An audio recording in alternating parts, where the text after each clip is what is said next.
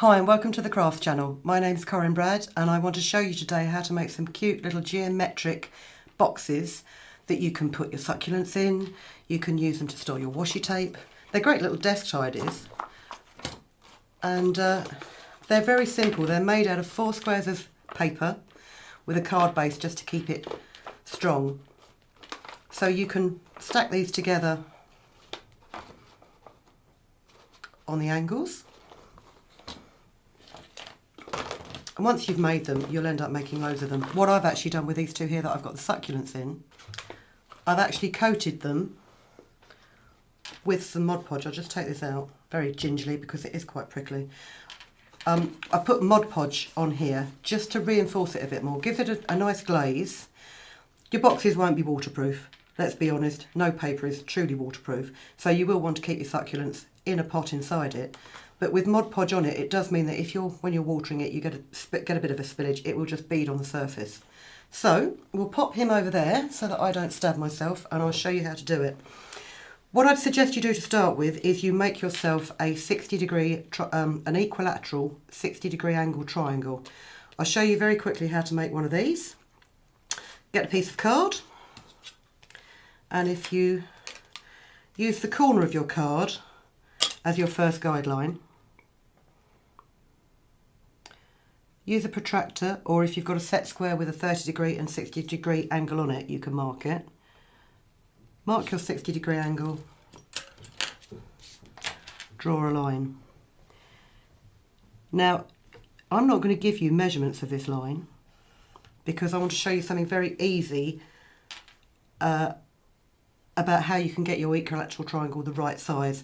If you just make a mark on the end of that line that you've drawn, and you put the centre of your protractor again on that mark, lined up to this line, mark your 60 degrees here,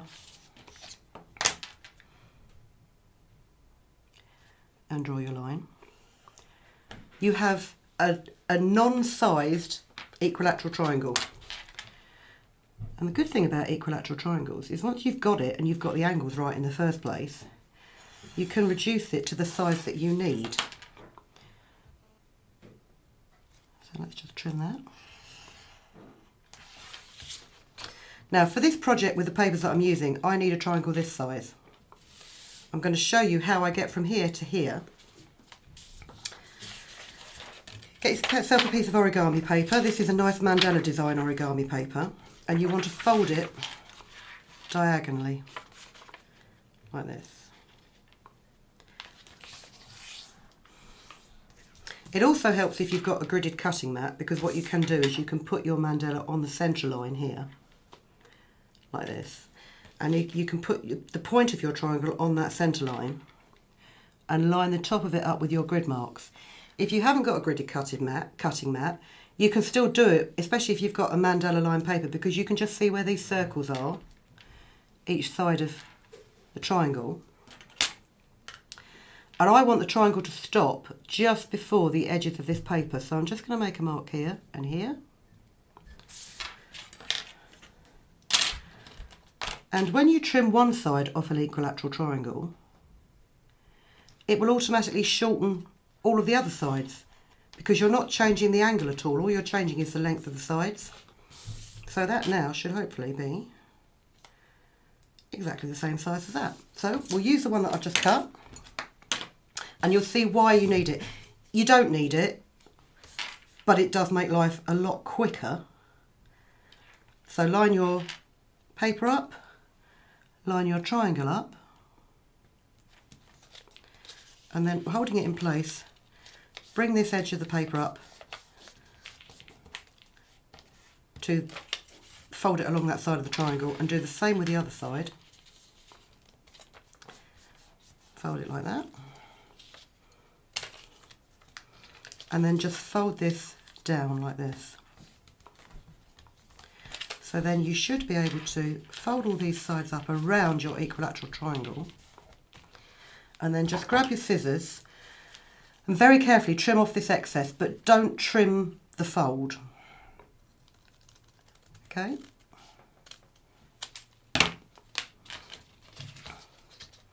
So if you were to unfold this, you would end up with a diamond shape. I'll show you that again. So, let's make sure I trim that bit off. Fold your origami paper or your square of patterned paper in half diagonally.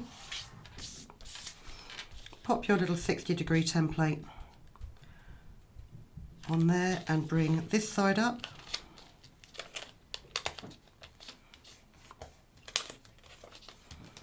Bring this side up.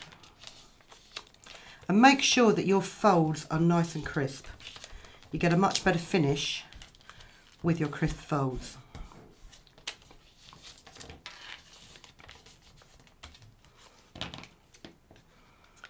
And again, we'll just trim the top off. And remove our template. So what you want is you need 4 pieces of paper that are like this, and here's one I've made earlier. Now you can put these together without any glue whatsoever. You take one and you slide the right hand point into the left hand point like this. Now I am just going to secure this with a bit of glue, because if I don't, it's liable to fall apart in the middle of the demonstration. But I'm only going to use a mere dot of glue just to keep it from falling apart. You take your next one and again you slide the right hand point into the left hand point in the pocket here.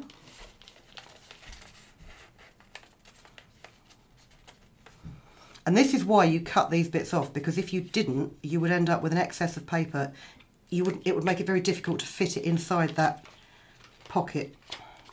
It's a much neater finish if you chop it off. And we'll put the 4th one in here.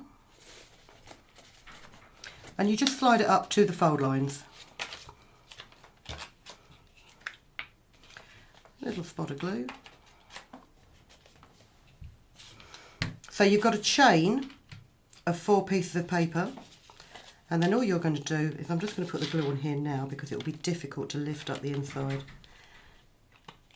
is slide that into there.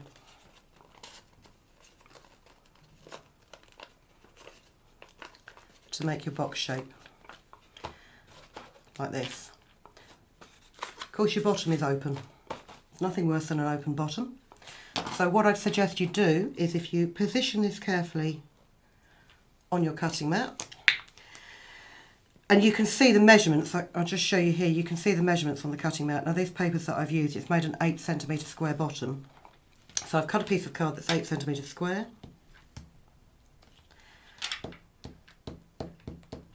And I'll put a decent amount of glue in there because I don't want it to fall off, because I'm going to be using this as a secure base in a minute.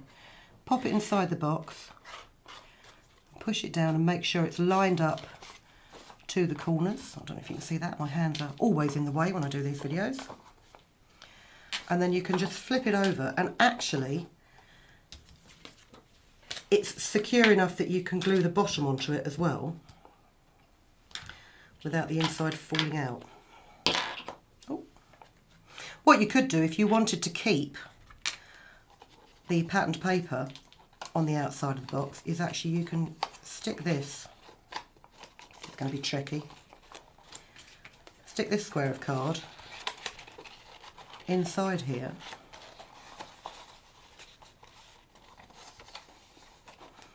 and then just glue the individual flats.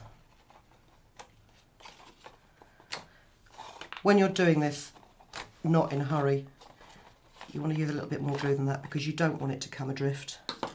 Pop them down and then flip it back over again and really press it down on the inside.